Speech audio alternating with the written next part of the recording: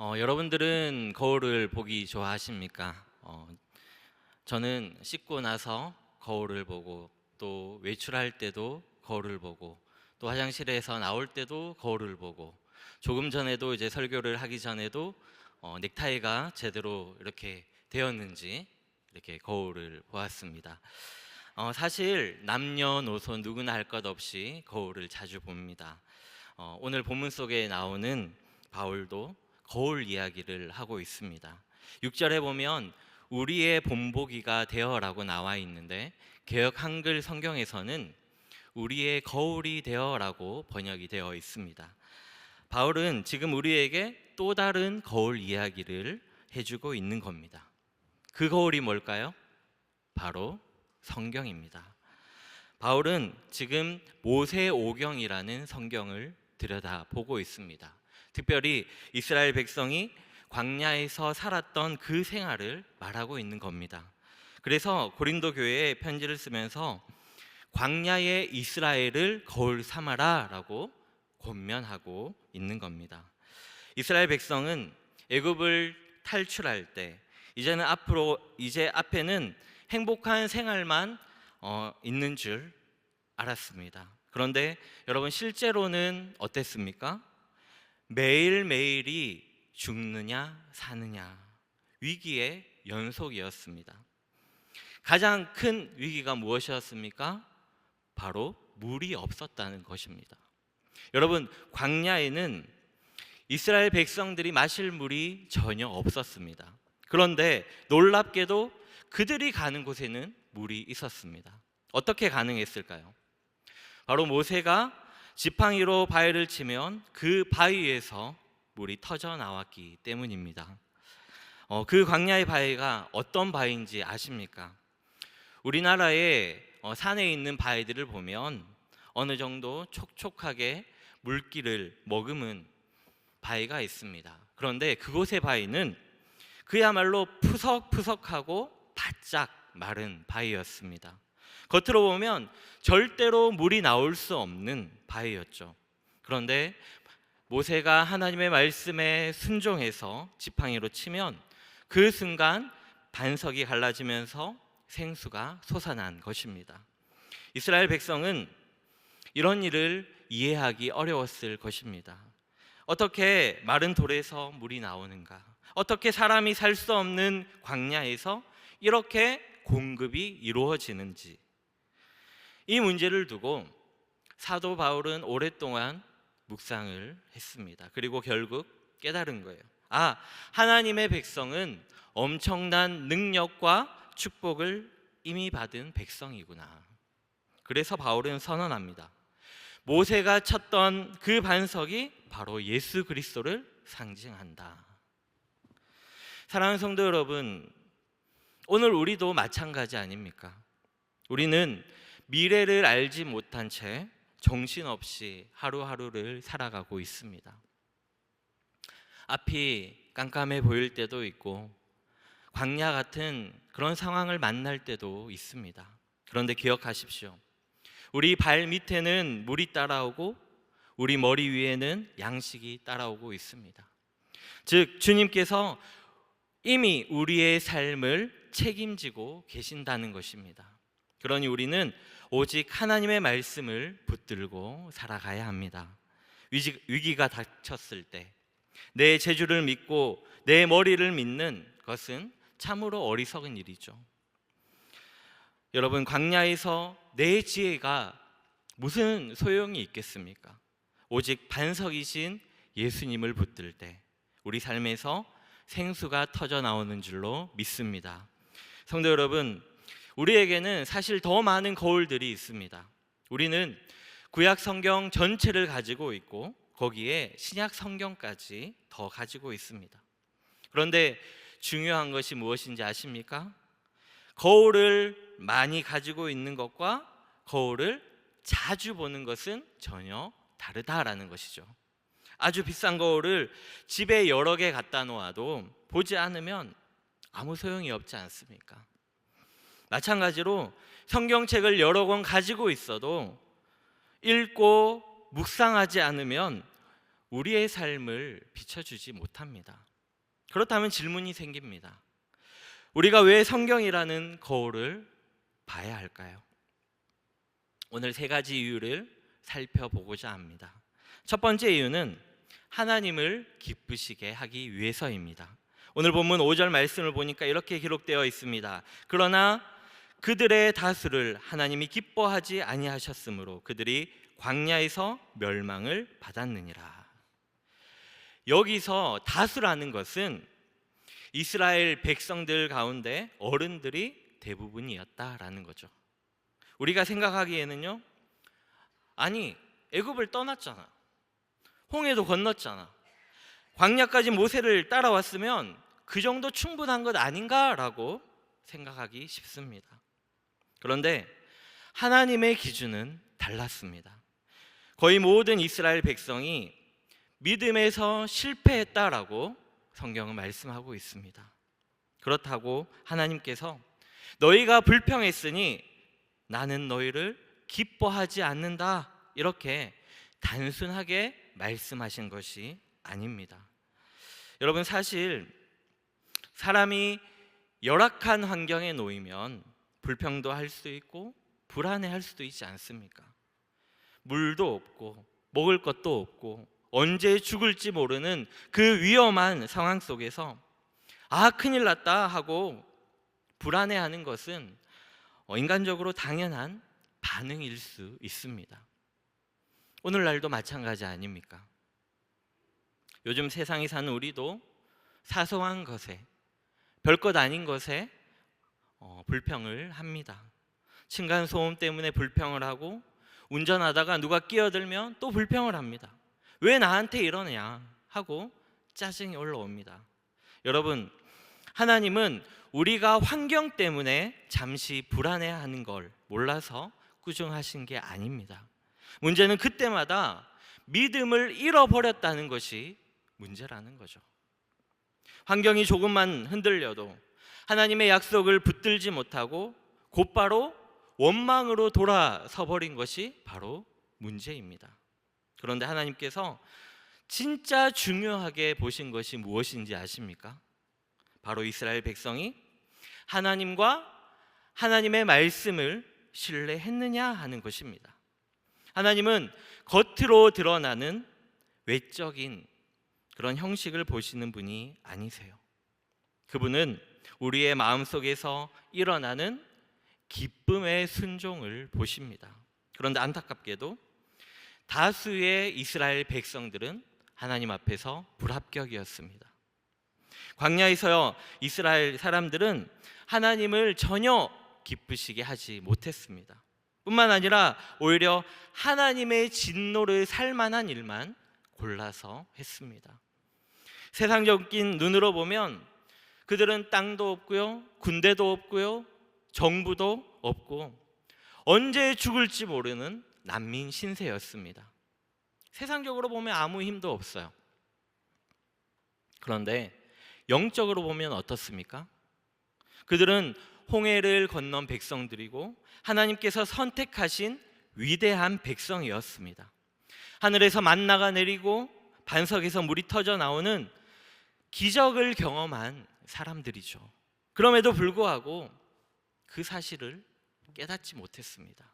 하나님의 은혜를 보지 못하고 불평과 원망만 쏟아냈습니다. 그래서 하나님은 그들의 행동을 기뻐하지 않으셨던 것입니다. 사도 바울은 이스라엘 백성이 하나님의 마음을 상하게 했던 것을 세 가지로 예를 듭니다. 그 첫 번째가 바로 우상 숭배입니다. 7절 말씀을 함께 읽겠습니다.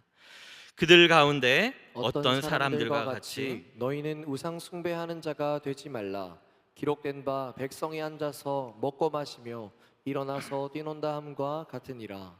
여러분, 이 장면은 바로 시내산 밑에서 일어났던 사건입니다. 이스라엘 백성은 모세가 산 위에 올라가 하나님과 대면하고 있을 때 시간이 너무 오래 지나자 모세가 죽은 것 아니냐면서 그렇게 생각을 했습니다.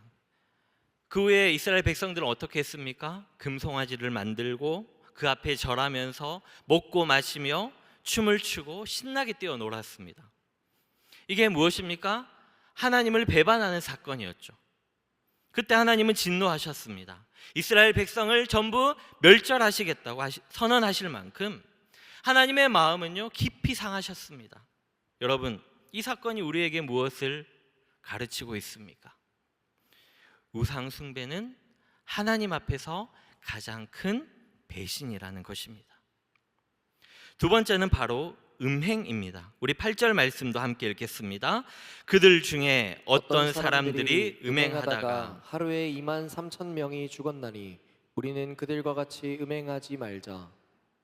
이스라엘 백성이 광야 생활을 거의 끝마칠 때쯤에 어떤 일이 있었습니까?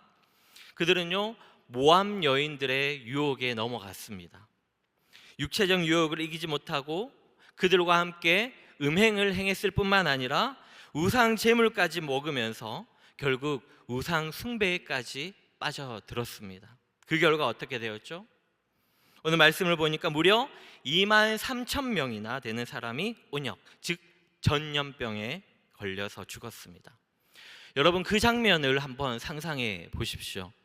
2만 3천 명이 하루아침에 죽어서 쓰러져 있는 모습, 얼마나 끔찍하겠습니까?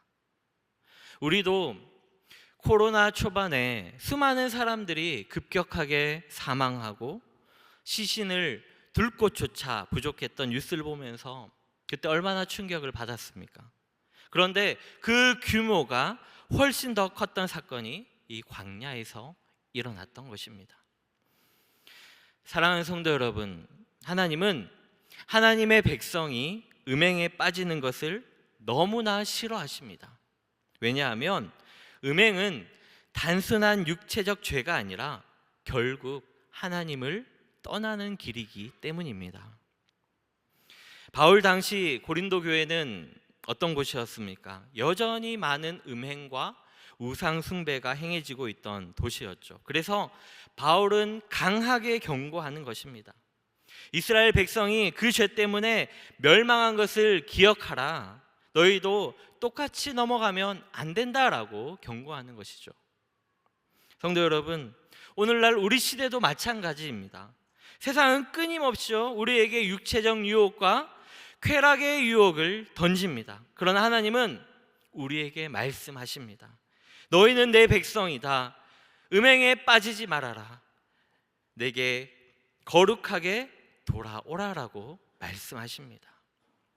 세 번째는 무엇입니까? 주를 시험한 것이죠. 9절 말씀도 함께 읽겠습니다. 그들 가운데 어떤 사람들이 주를 시험하다가 뱀에게 멸망하였나니 우리는 그들과 같이 시험하지 말자. 이 사건은 광야의 여정 중에 일어난 사건입니다.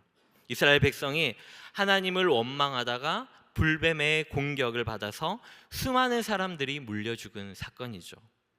여기서 말하는 시험하다라는 것은 단순히 궁금해서 하나님을 실험했다라는 뜻이 아닙니다. 하나님을 불신해서 원망하고 불평하는 그 태도를 말하고 있는 것이죠. 여러분, 사람은 다 몸을 가지고 있다 보니 환경이 힘들면요 짜증이 날 수가 있습니다. 더위가 계속되면 예민해지고 불편한 상황이 계속되면 불평이 터져 나오는 건 우리 인간의 연약한 본성일 수가 있습니다. 이스라엘 백성도 40년 동안 뜨거운 광야를 정처 없이 떠돌았으니 원망과 불평이 나올 수 있죠. 그런데 하나님이 불뱀을 보내신 이유는 단순히 그들의 짜증 때문만은 아니었습니다. 당시 이스라엘 백성은 불평을 혼잣말로 한 것이 아니라 조직적으로 드러냈기 때문입니다. 역할을 나누어서 모세를 꼼짝 못하게 만들고 결국 하나님의 종을 대적하는 집단적인 불순종을 보였기 때문이죠. 그런데 이들이 모르고 있었던 게 있습니다. 그것이 무엇입니까? 광야에는 원래 불뱀들이 득실거리고 있다라는 것입니다. 그런데 하나님의 영광과 능력이 그 불뱀의 떼를 막고 있었던 거죠. 그 보호가 사라지자마자 어떻게 되었을까요? 불뱀들이 진안으로 들어와서 무서운 공격을 퍼부은 것입니다. 여기서 우리가 꼭 기억해야 할 것이 있습니다. 앞에서도 언급했지만 하나님의 백성은 그저 말씀을 듣고 가만히 있기만 해도 땅 밑에는 이미 물줄기가 움직이고 공중에는 하나님의 영광이 우리를 막아주고 있다라는 사실입니다. 하나님의 은혜의 손길이 우리를 보호하고 있었다라는 것입니다. 그래서 이스라엘 백성은요, 끝까지 하나님을 신뢰했어야만 했습니다. 그런데 신뢰하지 않고 집단적으로 불평하며 하나님을 시험하다가 결국 무서운 심판을 받은 것입니다. 성도 여러분, 이 모든 일이 지금 어디에서 일어났습니까? 광야에서 일어났습니다. 여러분, 광야는 어떤 곳입니까? 아무것도 없는 곳입니다. 그야말로 허허벌판이죠. 우리는 흔히 이렇게 생각합니다.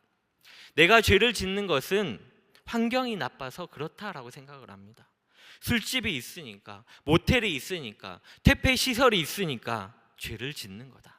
그러니 그 환경만 깨끗해지면 우리는 죄를 짓지 않고 살아갈 수 있을 것이다. 이렇게 착각하면서 살아가고 있습니다. 하지만 그렇지 않습니다. 아무것도 없는 광야에서도요, 사람은 죄를 지을 수가 있습니다. 이스라엘 백성을 보십시오. 광야에서 매일 하늘에서 만나가 내렸습니다. 하나님의 은혜로 메추라기를 먹었습니다. 밤에는 불기둥, 낮에는 구름기둥을 눈앞에서 보았습니다. 그런데도요, 그들은 죄를 지었습니다. 여러분, 이것이 무엇을 말해줍니까? 사람은 어쩔 수 없이 죄를 짓는 존재가 아니라 사실은 죄를 즐기는 존재에 더 가깝다라는 것입니다. 환경이 문제라기보다 우리의 마음이 문제라는 것입니다. 여러분, 광야조차 아무것도 없는 곳인데 거기서도 원망하고 불평하고 음행하고 하나님을 시험할 수 있었다면 우리가 살아가고 있는 이 대구 땅에서는 어떻겠습니까? 죄 지을 기회가 훨씬 더 많습니다. 광야보다 훨씬 더 많은 유혹이 우리 주변에 널려져 있습니다.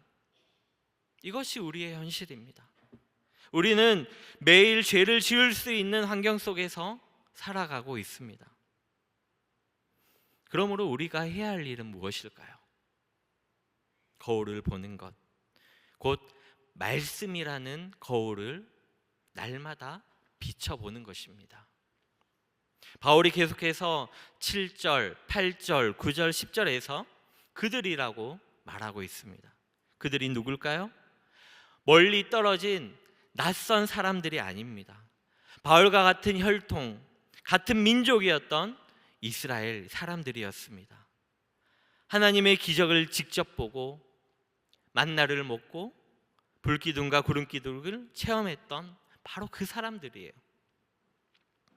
성도 여러분, 하나님의 은혜를 가장 많이 체험한 사람이 때로는 가장 크게 타락할 수가 있습니다. 하나님의 은혜를 가장 많이 누린 사람이 하나님을 가장 슬프게 할 수도 있습니다. 이 사실을 우리가 늘 기억해야 합니다. 이것이 바로 성경이라는 거울이 우리에게 보여주는 진리입니다. 그래서 성경을 읽을 때마다 우리는 이렇게 고백해야 합니다. 아, 죄 지은 사람이 바로 나구나. 하나님을 슬프게 한 사람은 바로 나구나. 하나님을 화나게 한 사람도 결국 나구나. 예수님을 부인한 사람, 예수님을 욕되게 하는 사람, 심지어 예수님을 십자가에 못 박은 사람, 그 사람도 결국은 나라는 사실이라는 말씀을 우리는 거울 앞에서 깨달아야 할 줄로 믿습니다. 우리가 성경을 볼 때마다 남의 이야기가 아니라 내 이야기로 들어야 합니다. 그때 비로소 말씀은 거울이 되어서요, 우리를 바르게 세우고 하나님 앞에 겸손히 서게 만듭니다. 두 번째로 우리가 말씀이라는 거울을 꼭 보아야 하는 이유가 있습니다. 그것은 바로 우리가 말세를 살아가고 있기 때문입니다. 11절 말씀을 함께 읽겠습니다.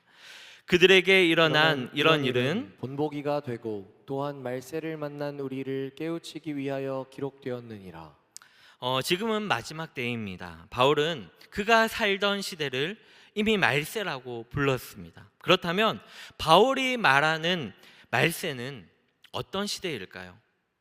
사람이 자기 감정과 자기 생각을 절대적으로 믿는 시대입니다. 하나님의 말씀이 더 이상 생명의 말씀으로 받아들여지지 않고 형식과 거칠애로 전락하는 시대입니다. 믿는다는 이름은 있지만 그저 자기 만족을 위한 신앙에 머물러 있는 시대입니다. 우리가 사는 이 시대가 그렇죠. 코로나를 겪으면서 교회가 큰 어려움을 당했습니다. 대부분의 교회가 온라인 예배를 드릴 수밖에 없었고, 지금은 이렇게 다시 모여서 현장 예배로 모이지만 여전히 아직까지도 성인 예배의 회복도는 전국 평균으로 88.9%, 교회 학교는 76.5%에 머물고 있다라고 합니다. 그렇다면 질문이 생기죠. 오늘날 하나님을 믿는다는 그리스도인들은 과연 무엇을 의지하고 있습니까?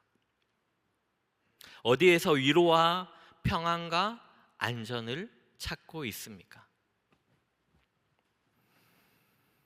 성도 여러분, 우리는 세상을 향해서 분명히 보여주어야 합니다. 우리는 전능하신 하나님을 믿는 사람이라는 것을, 믿음 안에서 구별된 삶, 세상과는 다른 탁월한 모습을 보여주어야 합니다. 성경은 그래서 끊임없이 우리에게 말씀합니다. 두려워하지 말라.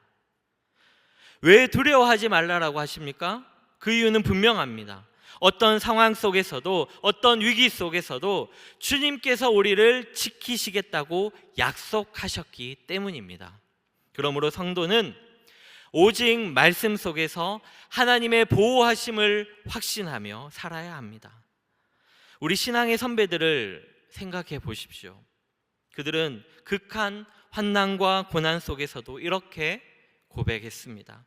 살아서나 죽어서나 나의 유일한 위로는 내가 내 것이 아니고 몸도 영혼도 신실하신 구주 예수 그리스도의 것이다. 이 고백이 있었기에 모든 어려움을 믿음으로 극복할 수가 있었습니다. 제가 우리 범어교회 역사를 살펴보니 일제강점기라는 고난시대에서도 믿음을 버리지 않았습니다. 해방 후 좌우익의 치열한 대립 속에서도, 그리고 유경열 피택 장로님이 피살되는 아픔까지 겪으면서도 우리 범어교회는 믿음을 지켰습니다. 그리고 꿋꿋하게 지금까지 믿음의 역사를 이어오고 있습니다. 여러분, 이것이 무엇을 말해줍니까? 주님은 결코 교회를 버리지 않으신다라는 것입니다.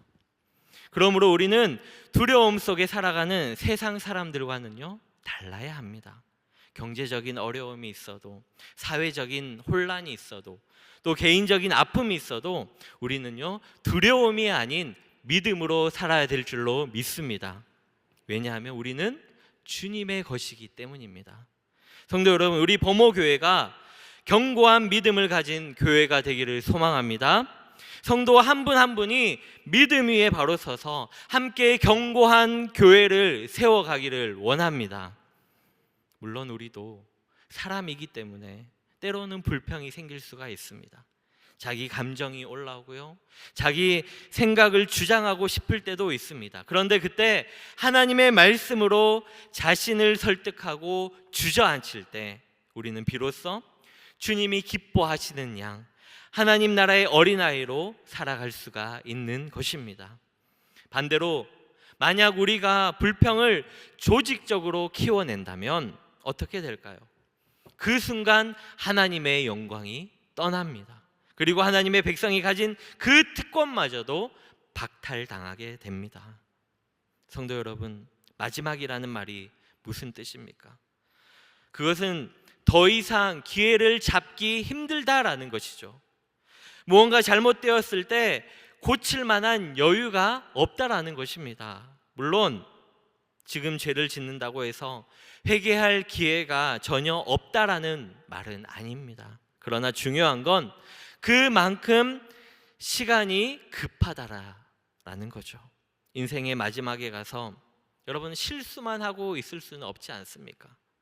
만약 내 인생에 한 달밖에 남지 않았다면, 혹은 1년밖에 남지 않았다면 우리는 분명히 더 소중한 일에, 더 값진 일에 집중하려고 힘을 쏟을 것입니다. 그래서 마지막 때가 가까울수록 우리는요, 무엇을 해야 됩니까? 더 자주 거울을 봐야 합니다. 왜냐하면 우리는 그리스도와 결혼하기로 약속된 신부이기 때문입니다. 여러분, 신부가 결혼식장에 들어갈 때에 얼굴이 지저분하고 검댕이가 묻어 있는 채로 들어간다라고 여러분 생각을 해 보십시오. 그럴 수가 있을까요? 절대 그렇지 않습니다. 신랑 앞에 설 때는 가장 깨끗한 모습, 가장 아름다운 모습으로 서고 싶은 게 신부의 마음 아닙니까? 마찬가지로 우리도 말씀이라는 거울을 자꾸 들여다보면서 주님 앞에 설 준비를 해야 하는 것입니다. 성경은 말세가 되면 어떤 일이 일어날 것이라고 말씀하고 있습니까? 귀가 가려워져서 자기 욕심을 따라 수많은 스승을 따를 거라고 말씀하고 있습니다. 사람이 듣고 싶어하는 말만 해주는 거짓 교사가 많이 생겨날 거라는 거죠. 결국 진리의 말씀보다는 자기 귀에 달콤하게 들리는 말만 붙잡으려는 세상이 될 거다라는 말씀입니다. 그래서 경고하는 거죠. 그러나 교회는 어떤 곳입니까? 사람들이 듣고 싶은 말만 해주기를 원하는 그런 존재하는 곳이 아닙니다. 교회에서 어떻게 하면 건강해질 수 있습니까? 어떻게 하면 더 복을 받을 수 있습니까? 어떻게 하면 더 출세할 수 있습니까? 이렇게 말하는 것은요, 진리가 아닙니다. 때로는 듣기 싫고 마음에 부담이 되어도 결코 망각해서는 안 될 진리가 있습니다. 그것이 무엇입니까? 그것은 바로 2000년 전에 이 땅에 오신 주님께서 반드시 다시 오신다라는 것이죠. 그리고 그분은 죽은 자와 산 자를 심판하러 오신다는 사실입니다. 그 어느 누구도 하나님의 심판을 미룰 수도 없고 피할 수도 없습니다. 반드시 그날은 옵니다. 세례 요한은 누가복음 3장 9절에서 이렇게 선포했습니다. 이미 도끼가 나무 뿌리에 놓였으니 좋은 열매를 맺지 아니하는 나무마다 찍혀 불에 던져지리라. 나무에 도끼가 놓였다는 것은 무슨 뜻입니까? 하나님의 심판이 임박했다라는 뜻입니다. 말씀을 듣고도 삶의 변화가 없다면 그 사람은 심판의 도끼 앞에서 서 있는 사람과 다르지 않습니다. 그러나 반대로 주님의 길을 예비하는 자에게는 심판의 도끼가 아니라 영광의 면류관이 준비되어 있습니다. 주님께서 오실 때 그분을 맞이할 준비를 한 성도는요, 칭찬과 상급을 받게 될 줄로 믿습니다. 우리 모든 성도님들이 그렇게 되기를 간절히 소망합니다. 사랑하는 성도 여러분, 세상의 말이 아니라 주님의 말씀에 귀 기울이고 세상의 욕심이 아니라 하나님의 기뻐하시는 삶을 선택하며 두려움 속이 아니라 믿음의 담대함 속에서 살아가는 성도님들이 되시기를 축복합니다. 마지막 세 번째로 우리가 거울을 보아야 하는 이유는 바로 넘어지지 않기 위해서입니다. 우리 본문 12절 말씀을 함께 읽겠습니다. 그런즉 선줄로 생각하는 자는 넘어질까 조심하라. 여러분, 넘어지는 사람은 어떤 사람입니까? 항상 서 있는 사람이죠. 앉아 있는 사람은 넘어지지 않습니다. 누워 있는 사람도 넘어지지 않습니다. 넘어지는 건요, 늘 서 있는 사람입니다. 여러분, 가파른 산길을 한번 생각해 보십시오. 또 미끄러운 그 겨울철, 그 눈길을 한번 생각해 보십시오. 조심하지 않고 뻣뻣하게 걸어가면 어떻게 될까요? 언젠가는 발을 헛디디게 되고 미끄러지고 크게 다칠 수밖에 없습니다. 성도 여러분, 지금은 영적으로요, 아주 미끄러운 시대입니다. 시험이 많고 유혹이 많습니다. 이런 때일수록 뻣뻣하게 나는 괜찮아, 나는 흔들리지 않아 하면서 다니는 사람은 반드시 넘어지고 맙니다. 어떤 사람이 넘어지지 않습니까? 겸손히 주님 앞에 엎드려 조심하며 걸어갈 때에만 넘어지지 않습니다. 하나님의 백성이라는 정체성을 잊어버리고 세상적인 것 가지고 오고 으스대고 잘난 체 하는 사람은요, 결국 사탄의 시험에 빠져서 넘어지고 망하게 되는 거죠. 반대로 자기 자신이 부족하다는 걸 알고 늘 주님 앞에 겸손히 나아가는 사람은 결코 넘어지지 않습니다. 왜냐하면 영원한 반석이신 예수 그리스도께서 우리를 붙들어 주시고 모든 시험에서 이기게 해 주시기 때문입니다. 하나님은 그분을 의지하는 사람을 반드시 지켜 주십니다. 어려운 시험이 닥쳐와도 피할 길을 열어 주십니다. 그래서 망하지 않게 하시고 반드시 살 길을 주십니다. 세상적으로는 어떻습니까? 성공하고 높은 자리에 있고 유명한 사람들은 겉보기엔 절대로 넘어지지 않을 것 같습니다. 그러나 사실 그 자리가 가장 위험한 자리일 수가 있습니다. 왜냐하면 한번 미끄러지면 천길 낭떠러지로 떨어져 버리기 때문이죠. 자기 머리, 자기 능력을 의지하는 사람은 결국 자기만 망하는 것이 아니라 다른 사람까지도 망하게 만듭니다. 그러나 늘 자신이 부족함을 알고 하나님을 의지하는 사람은 절대 넘어지지 않습니다. 왜냐하면 영원한 반석이신 예수 그리스도께서 그 사람을 지켜주시며 시험에서 이기게 하시기 때문입니다. 우리가 하나님의 말씀을 들으면 어떻게 될까요? 믿음이 생기고 하나님께서는 반드시 믿는 자들에게 모든 시험을 이기고 승리하게 하실 줄로 믿습니다. 말씀을 맺겠습니다. 우리는 하나님을 기쁘시게 하기 위해서 거울을 봐야 합니다. 지금은 말세이기 때문에 더욱 거울을 자주 보아야 합니다. 이제 곧 주님과 결혼식에 들어갈 신부이기 때문에 거울을 봐야 합니다. 그리고 마지막으로 넘어지지 않기 위해서 우리는 거울을 봐야 합니다. 그러면 거울은 언제 보는 것이 가장 좋을까요? 아침이죠. 하루를 시작할 때 말씀이라는 거울을 보는 것이 가장 좋습니다. 그리고 또 언제일까요? 항상 보는 것이 좋습니다. 거울은 단순히 눈으로만 보는 것이 아닙니다. 손과 발로 보는 것이죠. 말씀대로 살아보고 실천해 본 것만이 여러분 진짜 거울을 본 것입니다. 그리고 그 삶이 간증거리가 되는 줄로 믿습니다. 거울을 통해서 나 자신을 비추고 주님 앞에서 바로 서서 끝까지 승리하는 성도, 주님 앞에 신부처럼 깨끗하고 단정하게 서는 성도님들이 되시기를 주님의 이름으로 축원합니다.